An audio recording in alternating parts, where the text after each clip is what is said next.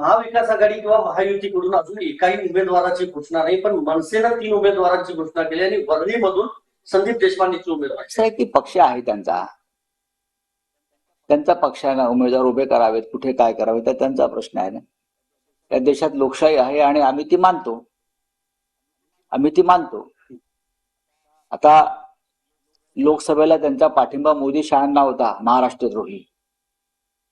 आता कोणाला आहे ते पाहावं लागेल. आज सुप्रीम कोर्टात सुनावणी होते सर. आम्ही आशावादी राष्ट्रवादी दरपात्रता प्रकरणी आम्ही आजच्या दिवशी तरी आशावादी आहोत. आज पक्षप्रमुखांचं आमचं आगमन इथे होत आहे, कोर्टामध्ये सुनावणी आहे.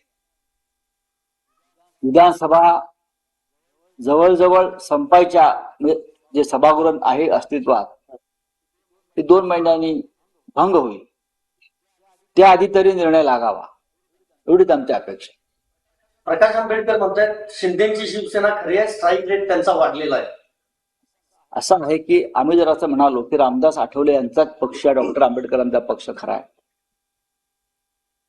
तर त्यांच्या मनाला किती यातना होतील. आम्हाला काही यातना होत नाही, अशा प्रकारची वक्तव्य येत असतात. पण आम्ही असं म्हणतो की प्रकाश आंबेडकर हेच डॉक्टर आंबेडकरांचे वारसदार आहेत. त्यांनी तो वैचारिक वारसा पुढे चालवायला हवा. जर एकनाथ शिंदे यांचाच पक्ष खरा असं आंबेडकरांना वाटत असेल तर त्यांना कायद्याचा अभ्यास करावा लागेल. त्यांना कायदा आणि लोकभावना याचा अभ्यास करावा लागेल. आणि रामदास आठवले यांचा पक्ष सुद्धा तसा ताकदीचा आहे.